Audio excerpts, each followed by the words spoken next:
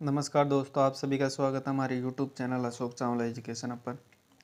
दोस्तों, आज हम मिल रहे हैं संस्कृत व्याकरण की पाठ्य योजना के साथ और जिसका प्रकरण है प्रत्यय। प्रत्यय कौन सा? कत्वा प्रत्यय के बारे में बात करेंगे। ठीक है दोस्तों, 2-3 दिन से एक बच्चे का रेगुलर कमेंट आ रहा था, तो उस कमेंट को देखते हुए मैंने सोचा कि चलो ठीक है, बनाते हैं इस पर पाठ्य योजना। बाकी आप भी अपनी ये ध्यान रखिए कि व्याकरण की पाठ्य योजना में मैं हमेशा बोलता हूँ कि व्याकरण की पाठ्य योजना पर कक्षा विशेष में नहीं जाना चाहिए। आपको किसी भी कक्षा में इसको बना लेना चाहिए, कोई दिक्कत नहीं है, कोई प्रॉब्लम नहीं होती इसमें, क्योंकि व्याकरण की पाठ्य योजना है जिसका आप शाब्दिक जो इसमें प्रयोग है उसका स्तर ऊपर नीचे करके भी आप आसानी से बना सकते हैं। बाकी दिक्कत कोई नहीं होती। कत्वा प्रत्यय हैं इसमें, सामान्य पाठ्य योजना है। चलो स्टार्ट करते हैं पाठ्य योजना। पहले तो देखते हैं इसके कुछ सामान्य उद्देश्य, उनके बारे में हम चर्चा करते हैं। आप अच्छे से देख पा रहे होंगे जो सामान्य उद्देश्य होते हैं, जैसे कि मैं हर पाठ्य योजना में बताता हूँ कि सामान्य उद्देश्य होते हैं हमारे विषय से संबंधित होते हैं। जैसे आज का हमारा विषय है संस्कृत व्याकरण, तो संस्कृत व्याकरण से रिलेटेड जो भी उद्देश्य होंगे वो हमारे सामान्य उद्देश्य होंगे। आप इनको अच्छे से देख पा रहे होंगे। ठीक है, आगे चलते हैं हम विशिष्ट उद्देश्यों पर। जो विशिष्ट उद्देश्य होते हैं हमारे प्रकरण से संबंधित होती हैं। जैसे आज का हमारा प्रकरण है प्रत्यय। प्रत्यय कौन सा? कत्वा प्रत्यय।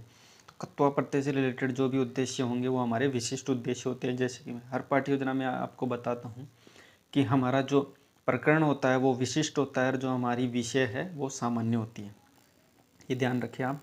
उसके बाद आगे चलते हैं सहायक उपकरण की। पाठ को पढ़ाते समय किन किन चीज़ों की सहायता है? जैसे श्यामपट है, मार्जनी है, सुधाखंड है, संकेतिका है, वर्ण चित्र। इनमें वर्णों का, जैसे कत्वा प्रत्यय में वर्ण चित्र हम दर्शाएंगे तो उनको बच्चों को पढ़ाएंगे, तो इसमें कक्षा 6 के लिए बताए गए हैं। तो कक्षा 6 पे आप वर्ण चित्रों का प्रयोग कर सकते हैं। अगर बड़ी कक्षा में आप प्रयोग कर रहे हो तो वर्ण चित्रों का इतना आवश्यक नहीं है, तो ये आप सामान्य बातें समझ सकते हैं। उसके बाद देखिए पूर्व ज्ञान। अगला जो बिंदु है पूर्व ज्ञान कि बच्चों में तत्व प्रत्यय से रिलेटेड बच्चों में कुछ सामान्य पूर्व ज्ञान सभी को होता है, तो वो जानते हैं। उसके बाद होती है प्रस्तावना। और प्रस्तावना सरलात कठिनम प्रति एक शिक्षण सूत्र है जिसके माध्यम से प्रस्तावना की जाती है, यानी सरल से कठिन की ओर बढ़ा जाता है इसमें प्रश्नों का स्तर। ठीक है, उसके बाद देखिए पहले एक वाक्य दे रखा है, राधा स्नात्वा आगच्छति, यानी राधा स्नान करके आती है, ऐसा इसका हिंदी में अनुवाद है। इसमें से प्रश्न किया जाता है, जैसे अस्य वाक्य से वाचनम करो तुम, कि इस वाक्य का वाचन करो। तो बच्चों से सामान्य इसका वाचन यानी पढ़वाते हैं। तो राधा स्नात्वा आगच्छति, तो ऐसा बच्चा इसका अनुवाद करता है, मतलब पढ़ता है इसको। अस्मिन वाक्य रेखांकित पदम, तो इसमें रेखांकित आपको दिख पा रहा होगा कि रेखांकित स्नात्वा है, तो स्नात्वा बच्चा बोलेगा। स्नात्वा पदम किम धातु, कि इसमें धातु कौन है? तो स्नान धातु है इसमें।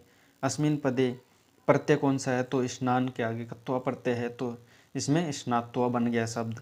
ठीक है, ऐसे में हम बात करेंगे कि कत्वा प्रत्यय विषय भवन्तः किम जानन्ति, कि कत्वा प्रत्यय के बारे में आप क्या जानते हैं। तो बच्चा ऐसा नहीं कि आप मौन रहेगा, बिल्कुल कुछ नहीं जानता है। कुछ पूर्व ज्ञान है बच्चों को, तभी तो हम पढ़ा रहे हैं। तो बच्चों में थोड़ा बहुत ज्ञान होता है तो बच्चा बताएगा, लेकिन उसमें अधिकतम ज्ञान देने के लिए हम उद्देश्य कथन करते हैं कि छात्रों जो प्रातिपदिकस्य पश्चात यस्य प्रयोग क्रियते शब्द प्रत्यय, यानी जो भी प्रातिपदिक जो शब्द होता है, ठीक है, जो भी शब्द होता है उसके बाद प्रत्यय लगाया जाता है। हालांकि बड़ी बात है, प्रत्यय जब लग जाता है उसके बाद वो पद बन जाता है। पद का प्रयोग ही वाक्य में प्रयोग किया जाता है, उससे पहले प्रयोग नहीं किया जाता, तो ये ध्यान रखें। तो इसमें एक सूत्र भी बताया गया है। ठीक है, समान कृतिकर्मों पूर्व काले, ऐसा करके एक सूत्र है जो बड़ी क्लास में अगर आप पढ़ा रहे हो तो इसमें प्रयोग ले सकते हो। बाकी छोटी कक्षा में इसका प्रयोग कोई दिक्कत नहीं भी लो तो आप। उसके बाद प्रस्तुतिकरण करते हैं। ठीक है, इसमें उदाहरणों से हम नियमों की तरफ चलते हैं। ठीक है, इसमें बच्चों को कुछ उदाहरण बच्चे को बने। जैसे पहला वाक्य है, कमल पठित्वा विद्यालयम गच्छति, गीता दुग्धम पीत्वा क्रीडति। ठीक है, बाकी इसमें जो ये देख पा रहे होंगे 5 उदाहरण इसमें वाक्य रूप में प्रयोग किए गए हैं, उनका डिटेल्स इसमें आगे हैं, देख पा रहे होंगे आप। अगर आपको थोड़ा डिटेल से नहीं दिख पा रहा होगा, स्पष्ट नहीं दिख पा रहा होगा, तो मैं बोल के बता देता हूँ आपको, अगर देखने में कोई हो सकता है इसमें आपको PDF थोड़ी क्लियर नहीं आ रही हो। कमल है पठित्वा विद्यालयम गच्छति, यानी कमल पढ़ कर के विद्यालय जाता है। ठीक है, पढ़ने के लिए। ठीक है, वैसे ही इसमें जो पहला प्रश्न किया है कि इसमें रेखांकित वाक्य कौन सा है? पठित्वा इसमें रेखांकित किया गया है। पठित्वा शब्द से संधि विच्छेद पठ और कत्वा प्रत्यय है, पठ धातु है ना। ठीक है, अस्मिन शब्दे कै धातु, इस शब्द में धातु, तो इसमें पठ धातु हमने अलग कर लिया पहले ही। ठीक है, अस्मिन पदे प्रत्यय कौन से? तो कत्वा प्रत्यय इसमें। बच्चों को एक बारीकी से समझाने के लिए एक एक चीज़ों को अलग करके बताया गया है। अब पठित्वा में पट धन कत्वा प्रत्यय करके इसमें पठित्वा ऐसे पठित्वा कर शब्द बना दिया गया है। वैसे ही दूसरा वाक्य आप इसको देख पा रहे होंगे अच्छे से। सभी की डिटेल्स मैं आपको बताऊंगा नहीं, क्योंकि ऐसे फिर वीडियो लंबा हो जाता है तो बच्चे फिर कमेंट करते हैं सर इतना शॉर्ट वीडियो में भी आप इसकी डिटेल्स दे सकते हो। एक ही जैसे सेम उदाहरण होते हैं और आप हर उदाहरण को इतनी डिटेल से बताते हो, इसलिए बच्चे इस बात के लिए कमेंट करते हैं। तो मैं सोच रहा हूँ कि सेम प्रोसेस है इन सभी वाक्यों की, तो आप इनको देख पा रहे होंगे अच्छे से। बाकी कोई दिक्कत हो तो आप कमेंट बता देना, मैं उसकी भी प्रॉब्लम का सॉल्यूशन आपको दे दूँगा। ठीक है, तो ये सभी देखिए वाक्य हैं, इसकी सेम प्रोसेस है। इसमें जो शब्द है उसमें धातु अलग की गई है और उसमें प्रत्यय अलग किया है। उसके बाद आते हैं श्याम फलक सारांश, यानी जो श्यामपट है उसका सारांश बच्चों को ब्लैक बोर्ड के माध्यम से कुछ समझाते हैं। जैसे कि वद धातु है, पच धातु है, लिख धातु है, इसमें कत्वा प्रत्यय जोड़ के उसमें जैसे वद धातु में वदित्वा बन गया पट, अगर पच धातु में पकवा बनता है क्योंकि इसमें चैको कै हो जाता है। ये बाकी अदर लेवल की बातें हैं, इस संधि से रिलेटेड बातें हैं। ठीक है, सामान्य आपको बच्चों से समझाना है।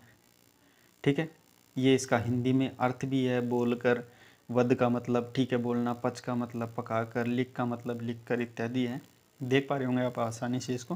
बाकी पीडीएफ के लिंक मैं डिस्क्रिप्शन में डाल दूंगा ताकि आप आसानी से इसको डाउनलोड करके बना सकते हैं। ठीक है, सामान्यीकरण अब हम करेंगे इसमें, जब अध्यापक इसमें प्रश्न करेगा।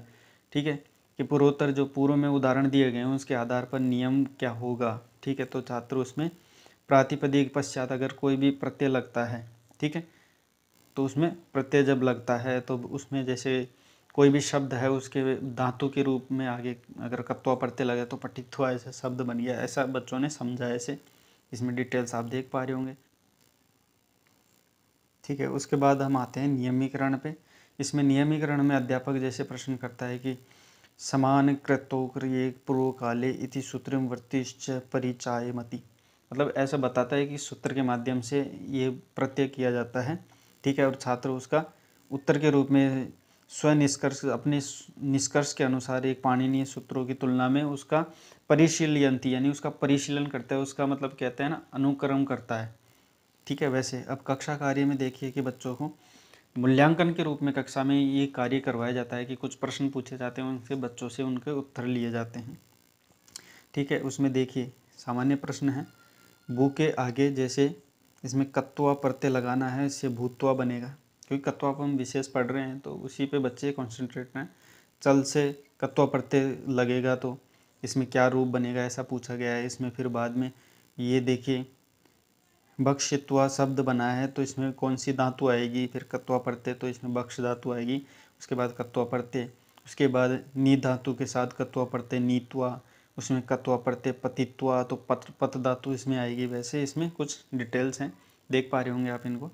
ये बच्चों से करवाने होते हैं कक्षा कार्य के रूप में और मूल्यांकन के रूप में। उसके बाद आते हैं हमारा अंतिम बिंदु पर जो कि है गृह कार्य।